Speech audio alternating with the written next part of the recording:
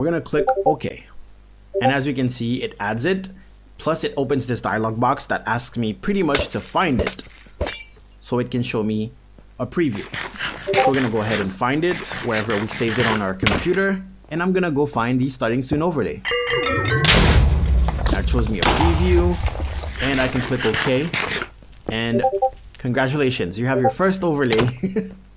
Technically, you can go ahead and start streaming right now, but you would only stream this.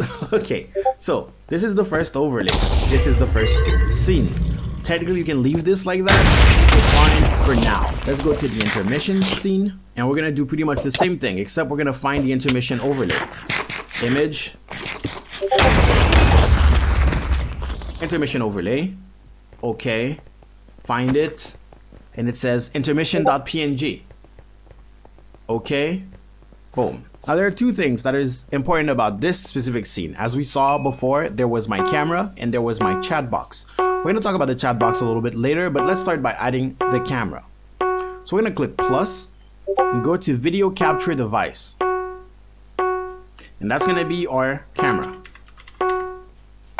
As you can see, whatever type of source you're adding, you're gonna have to rename it. So this is our camera. If you have like a Logitech C920, you can also add that. This is the device, you pick the thing. And resolution, FPS, you might want to change that if it's like super small for some reason, but you know you have an HD camera that is 1080p. You can just click here, click custom, and then pick the resolution in this drop down menu. As you can see, I like leaving it to default because mine is working just fine. And then click OK. Now we have a camera. The thing here with the source list is that it's layers. So let's say that this is my intermission overlay, and then this is my camera. What happens is that you can't see the intermission overlay because it's behind the camera. So in the list, the order actually matches the visual order. So you want the intermission to be on top of it. Whoop.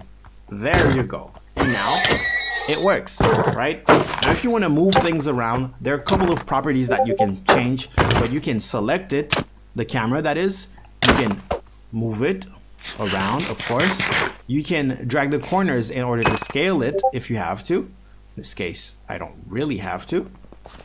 But most importantly, which is the biggest tip here, is that you can hold Alt on your keyboard and crop it. Okay? In this case, we don't need to because I thought of it when I was making this overlay.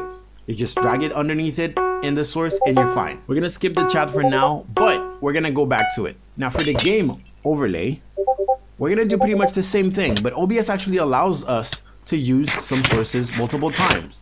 So we're gonna add video capture device, and instead of adding a brand new one, we can click add existing because we already added our camera. We can click OK. Okay, and what we can do now is maybe add a camera overlay. So we can click plus, image,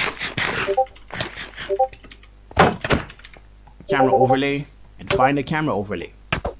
And this overlay pack, you have the choice between a short one or a wide one.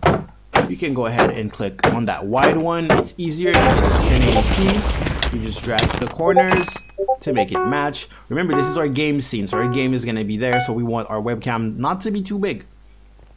And we're gonna drag it until it matches. Now, all the overlays don't necessarily match perfectly. So let's say if you have an issue right here, let's pretend that we have an issue, okay? We would click on the camera and remember Alt and drag the sides to crop. And now we have our camera overlay with our camera. Now, how do we make it so that if I want to move, it moves with it? Brought it back. I'm gonna hold shift and select both of them in the source. Now I can right click, go group selected items and group them. Now they're in a group and it's asking me to give it a name. I'm just gonna call it cam, easier to read. Okay, now I can click away, and if I click here, it's gonna select the group. Now I can move them together and everything, right? I can even scale it together. But if I want to add anything to the camera, for example, I don't like the fact that I'm looking here and I want to look, you know, pretend that I'm gonna be looking towards the video game. I can right click on it, go to transform, and flip horizontal. I absolutely advise you playing around with every single thing that you see. You should really look around and see everything that you can possibly do. But we're doing the basics here. Now, what is missing? Our game. What will be our game? We want to capture the gameplay. Now, let's imagine that we have a game that is open. We would have to go and click on Game Capture, which would add a screen that is the game capture. And from this dialog box here in mode, it will tell you capture any full screen application. So if your game is full screen on another screen, it will capture it. But we can make it specific window just to make sure that it's fine. And in window, you will go ahead and find your game in here. Now, and basically it will show you a 1080p game capture window. And again, it's gonna add it to the top. You would want to drag it all the way down so that your camera is gonna be on top of it. All right? Okay, for the Be Right Back screen, exactly the same thing as the Starting Soon screen. Click Image, BRB Overlay, this is gonna be.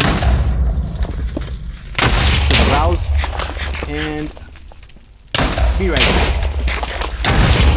And those are pretty much the basics when it comes to live streaming on Twitch, having an overlay set up with OBS Studio. When something happens, it will show in your activity feed, and when people talk in your chat, me and Nightbot will respond. It will also show up on your screen. Those are not things that people can see. Everything that people will see on stream is what's here, according to the output resolution.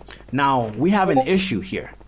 Our issue here is that, as you can see in our audio mixer, which is right here, it's not showing us any sources. And here it's showing camera, but we don't see a microphone. So let's fix this. We're gonna go to settings and we're gonna go to audio.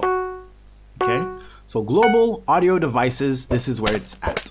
Desktop audio is important. It's gonna be the device that you're hearing the sound from. It will capture everything that you can hear. Basically, the stream will be able to hear that default, so it will just match whatever Windows has as default. For example, right now my Windows has my TV